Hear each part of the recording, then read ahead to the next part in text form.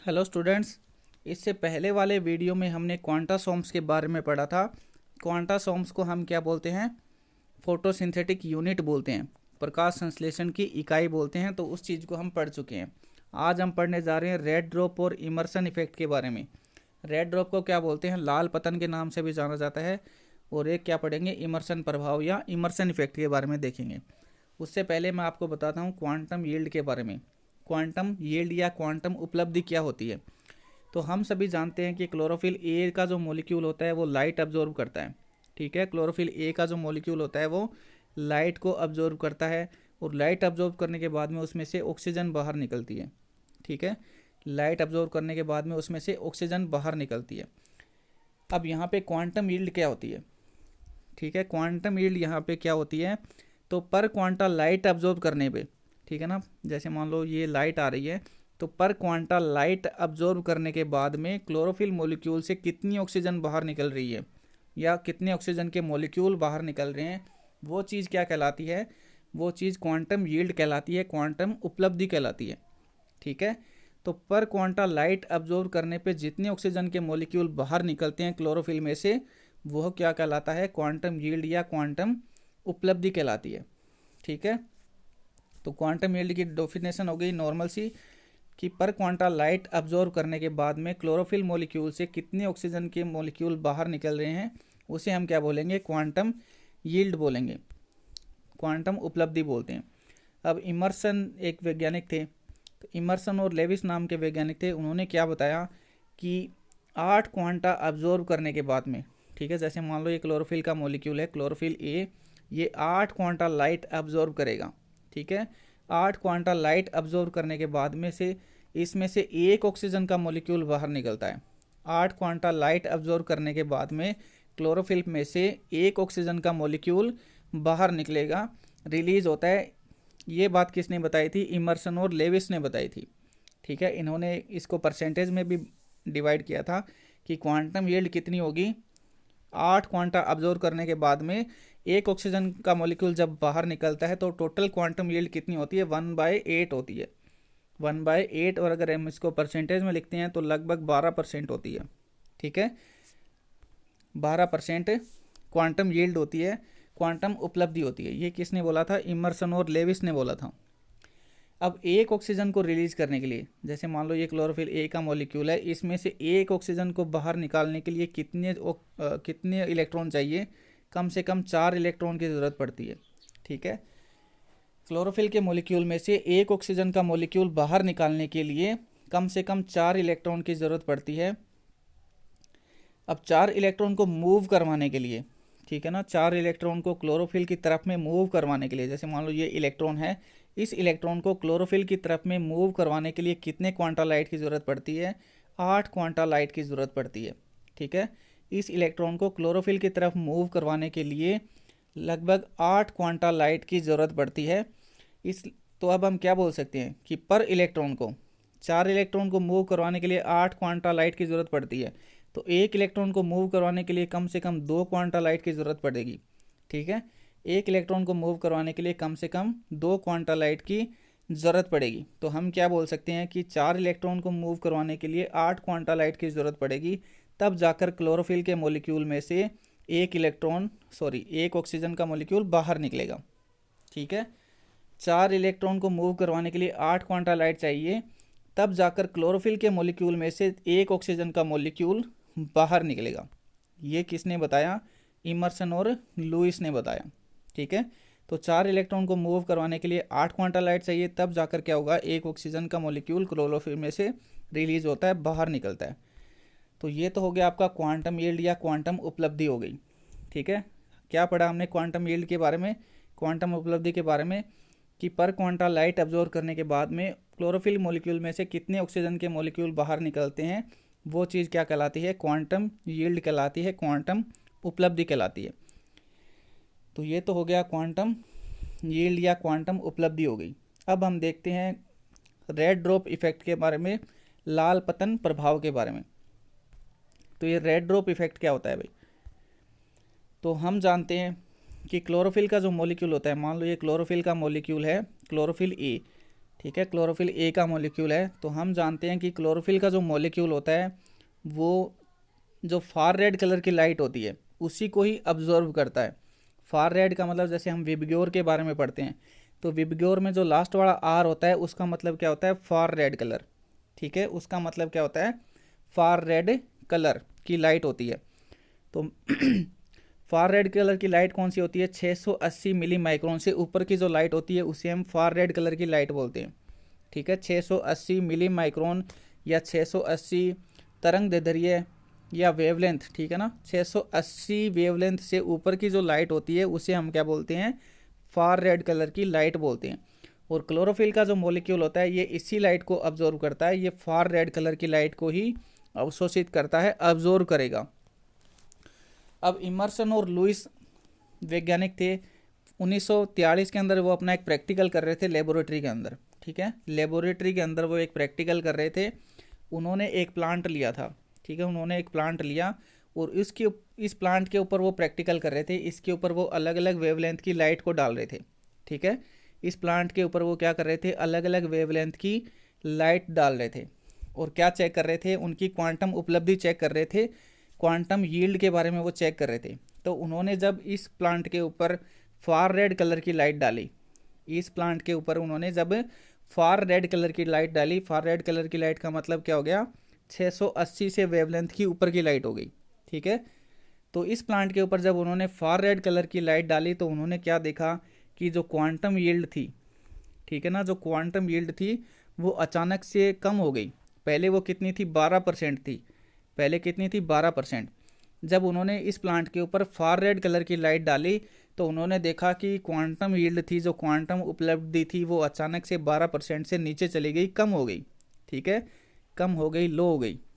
अचानक से क्या हो गया, जो क्वांटम यील्ड थी वो कम हो गई, अचानक से उस 12% से नीचे चली गई। इस प्रभाव को उन्होंने क्या बोला, रेड ड्रॉप इफेक्ट बोला। ठीक है, रेड ड्रॉप क्यों बोला, क्योंकि ये फार रेड कलर की लाइट की वजह से हुआ।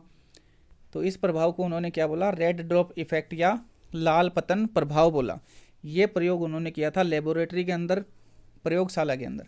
कब किया था, 1943 के अंदर। अब देखो, ग्रीन प्लांट्स जो होते हैं वो 680 से जो ग्रीन प्लांट्स होते हैं, जो हरे पौधे होते हैं, वो 680 मिली माइक्रोन की लाइट को अब्जॉर्ब करते हैं। इसी तरह जो लाल सेवाल होते हैं या जो रेड एल्गी होते हैं वो 650 मिली माइक्रोन की लाइट को अब्जॉर्ब करते हैं। ठीक है,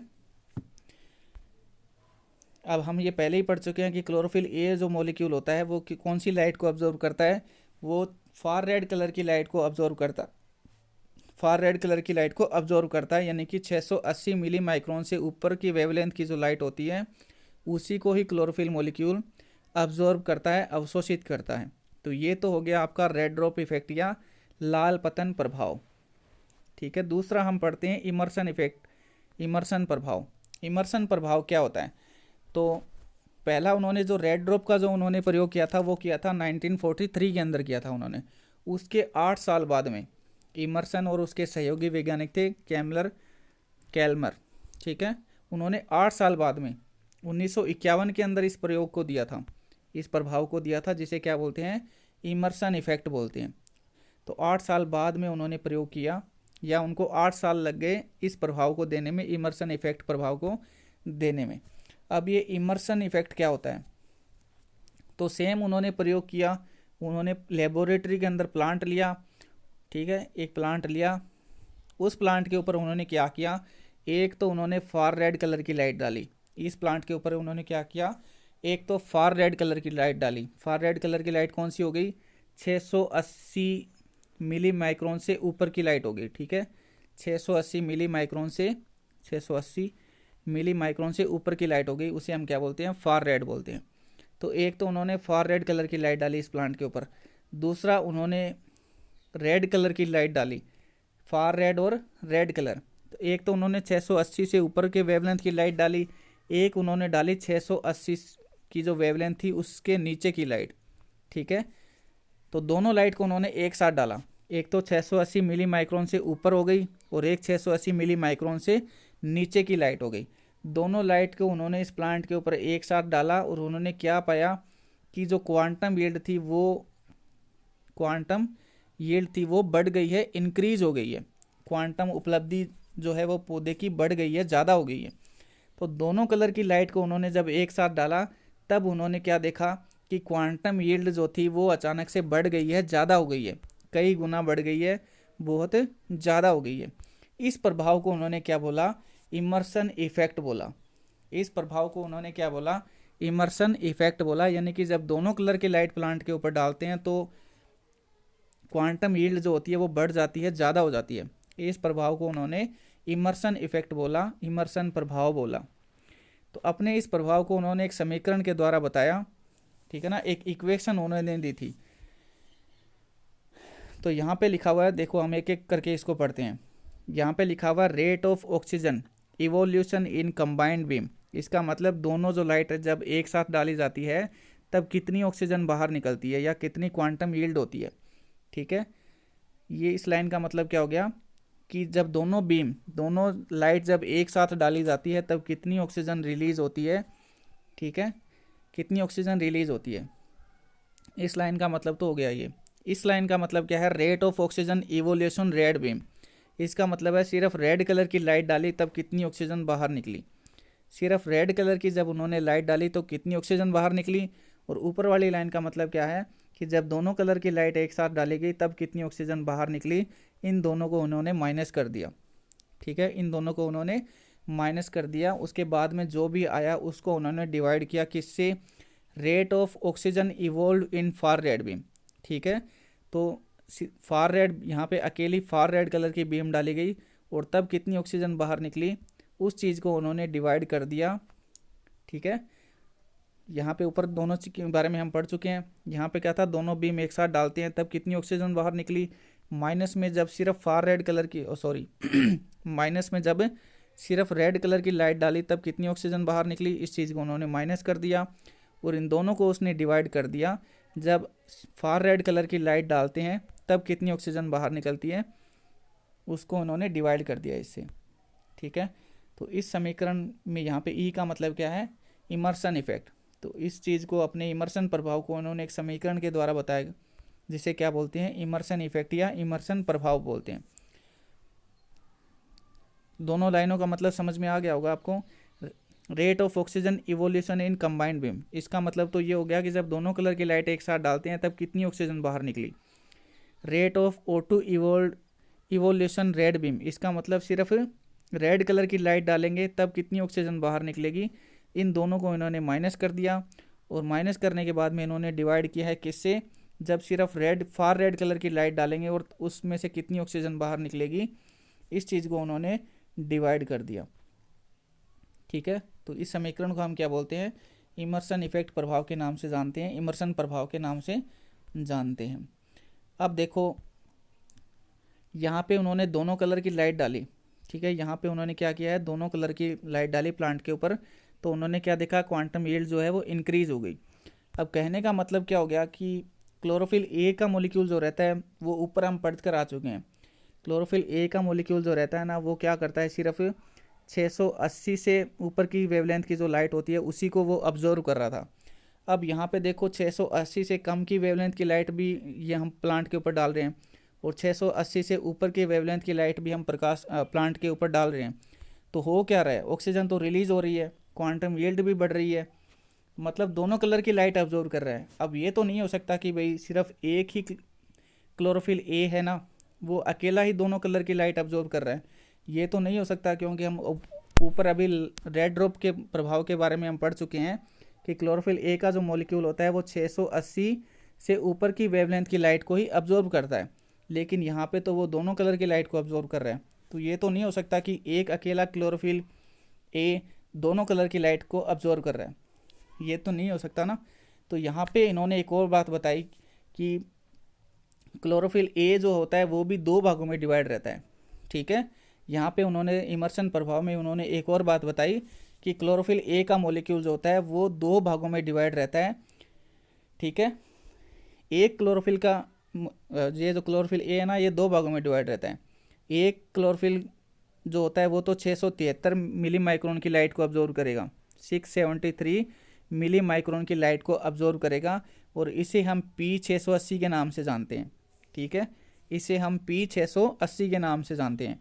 और दूसरा क्लोरोफिल का जो मॉलिक्यूल है वो 683 मिली माइक्रोन की लाइट को अब्जॉर्ब करेगा। दूसरा जो क्लोरोफिल का मॉलिक्यूल है वो 683 मिली माइक्रोन की लाइट को अब्जॉर्ब करेगा और इसे हम P70 के नाम से जानते हैं, P700 के नाम से जानते हैं भाई। ठीक है, तो इमर्सन ने एक और बात यहाँ पे बताई कि क्लोरोफिल ए का जो मॉलिक्यूल होता है वो दो भागों में डिवाइड रहता है, दो भागों में बंटा हुआ रहता है। एक भाग उसका 673 मिली माइक्रोन की लाइट को अब्जॉर्ब करेगा, जिसे हम P680 के नाम से जानते हैं। दूसरा क्लोरोफिल ए का मॉलिक्यूल 683 मिली माइक्रोन की लाइट को अब्जॉर्ब करेगा, जिसे हम P700 के नाम से जानते हैं, P700 के नाम से जानते हैं। तो ये बात किसने बताई थी? इमर्सन और उसके सहयोगी वैज्ञानिक थे, उन्होंने बताई। ठीक है, तो ये आपका टॉपिक यहाँ पे कंप्लीट हो गया है। रेड ड्रॉप प्रभाव हमने पढ़ा और इमर्सन इफेक्ट हमने पढ़ा। दोनों टॉपिक के बारे में हम पढ़ चुके हैं। वीडियो अगर अच्छा लगे तो लाइक, शेयर और सब्सक्राइब ज़रूर करें। नेक्स्ट वीडियो में हम फोटो सिस्टम के बारे में पढ़ेंगे, photo system first, photo system second. तो वहाँ पर ये दोनों जो क्लोरोफिल ए के मॉलिक्यूल है वहाँ पर हमारे ये काम आते हैं, दोनों के बारे में हम पढ़ेंगे। ठीक है, तो नेक्स्ट वीडियो में हम देखेंगे फोटो सिस्टम के बारे में, प्रकाश तंत्र के बारे में। थैंक यू भाई।